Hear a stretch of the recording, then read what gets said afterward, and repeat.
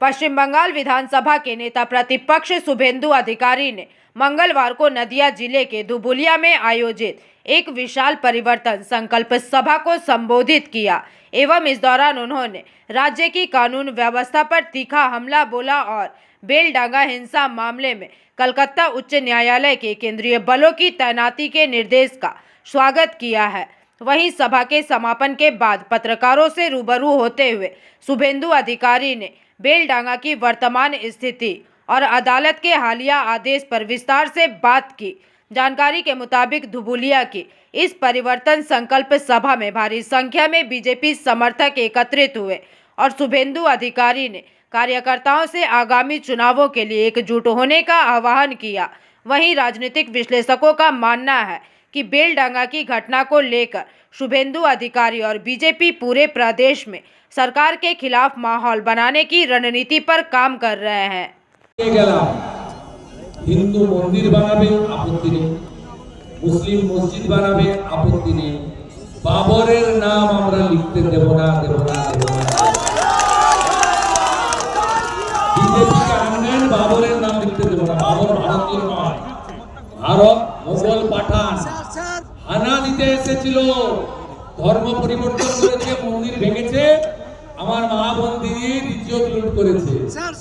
BJP কে আনলে কোথাও বাবর, জাহাঙ্গীর, শাহজাহান, আকবর, ঔরঙ্গজেবের নাম লেখা হবে না। যারা নানুরে আরএসএস এর কর্মী তাকে মারধর, তাকে বলতে বাধ্য করানো হয়েছে যে আমি আরএসএস বা বিজেপি করব না। আজকে আরএসএস এর পক্ষ থেকে রাষ্ট্রীয় বড় সামাজিক সংগঠন, আদর্শবাদী সংগঠন, হিন্দুদের প্রাণের সংগঠন। তুমি একা কেন কথা বলবে? ফর্ম 7 জমা দেওয়ার ক্ষেত্রে আপনারা বাধা দিচ্ছেন, তৃণমূল কংগ্রেসের এটাই অভিযোগ। আমরা বাধা দিচ্ছি, বিজেপি আমাদেরকে ওরা বাধা দিচ্ছে। হ্যাঁ, বাধা দিচ্ছে এবং তৃণমূল বলছে এক গাদা ফর্ম 7 ইচ্ছে করে বিজেপি জমা দিচ্ছে। ফর্ম 7 জমা দিলে তদন্ত করার দায়িত্ব এই তৃণমূলের নয়। যে বেআইনি ভাবে মমতা বন্দ্যোপাধ্যায়ের পাঠানো পুলিশ এসপি ইনচার্জ পূর্ব মেদিনীপুর, তিনি যে কায়দায় তার মুখ্যমন্ত্রী এবং দিদিকে খুশি করার জন্য 7 দিনের পিসি চেয়ে বিজেপির পঞ্চায়েতকে জেলে পাঠিয়েছেন, পারেন না করতে। এটা আরপি অ্যাক্টের আওতায় আছে, বিএনএস এর আওতায় আসে না। আমরা হাইকোর্টে চ্যালেঞ্জ করছি, উত্তর ওখানে দিতে হবে, এবং ইলেকশন কমিশনকে পাঠিয়ে দিচ্ছি। পারেন না করতে। সরস্বতী পুজো করা নিয়ে ঝামেলা, সরস্বতী পুজো হবে কিনা সেটা নিয়েও একটা প্রশ্ন চিহ্ন দেখা দিচ্ছে। আবার যোগেশচন্দ্র চৌধুরী লক্ষ্য এই সরকার যতক্ষণ থাকবে হিন্দু ধর্মাচরণের ক্ষেত্রে বাধাপ্রাপ্ত হবে। 28 তারিখ সিঙ্গুরে মমতা বন্দ্যোপাধ্যায়ের সভা, শিল্পের বার্তা দিতে মুখ্যমন্ত্রী যাচ্ছেন, তৃণমূলের ঘোষণা। শ্মশান করে দিয়ে উনি একবার গিয়ে সর্ষে ছড়িয়েছেন, একবার গিয়ে জেসিবি দিয়ে গর্ত খুলেছিলেন মাছ চাষ করবেন বলে। ওখানে মাছ চাষও হয়নি, সর্ষেও হয়নি, ধানও হয় না, আলু হয় না, আর রতন টাটাকে তাড়িয়েছে। বিজেপিকে আনলে টাটাকে ফিরিয়ে আনার দায়িত্ব আগামী দিনে পশ্চিমবঙ্গের বিজেপি সরকারের। এটা আমরা পশ্চিমবঙ্গ বিজেপি যারা প্রমুখ নেতা রয়েছে প্রত্যেকের কমিটমেন্ট, আমাদের কমিটমেন্ট। প্রধানমন্ত্রী এক লাইনে সিঙ্গুরে বলে গেছেন, ছুটির দিনে মহামান্য আদালত কোর্ট খুলে তৎক্ষণাৎ প্যারামিলিটারি ফোর্সেস নামিয়েছিলেন ভারত সরকারের সাহায্যে, বিশেষ করে মাননীয় অমিত শাহজির সাহায্যে, কিন্তু সমস্ত মন্ত্রীর সাহায্যে। 17 কোম্পানি এখানে প্যারামিলিটারি ফোর্স রয়েছে, সিআরপিএফ এর ডেল্টা ইউনিট রয়েছে এবং বিএসএফ রয়েছে।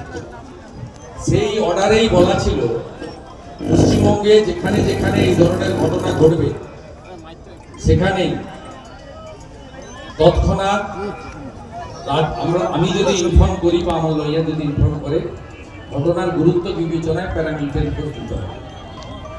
কিন্তু এরা বহু জায়গায় কথা শোনেনি, কারণ chief secretary, home secretary, DGP এরা মুখ্যমন্ত্রীর কথায় চলেন, এরা আইন আদালত মানেন না। বাধ্য হয়ে ওই কেসের রেফারেন্সে নতুন কোনো ফ্রেশ ফিল নেই। আমি মহামান্য উচ্চ আদালতে গিয়েছিলাম, কারণ বেলডাঙ্গাতে পরপর 2 দিন ধরে যেভাবে জাতীয় সড়ক আটকে রাখা হয়েছে, এই জাতীয় সড়কের গুরুত্ব আপনাকে অনুধাবন করতে হবে।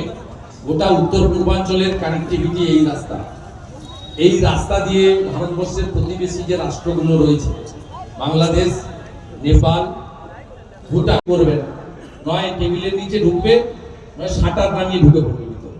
এটাই হচ্ছে এদের কাজ, দর্শকের ভূমিকা নেয়।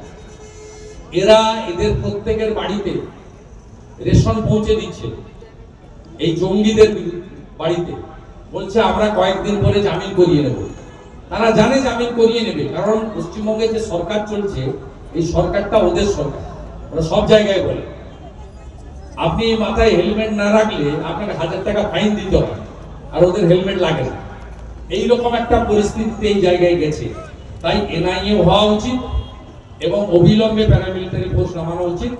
এবং ভারত সরকারের লয়ার সেখানে দাঁড়িয়ে বলেছে আমাদের হাতের কাছে মুর্শিদাবাদে এই মুহূর্তে 5 কোম্পানি প্যারামিলিটারি ফোর্স রয়েছে, আমরা এখনই ডিপ্লয়েড করে দিচ্ছি।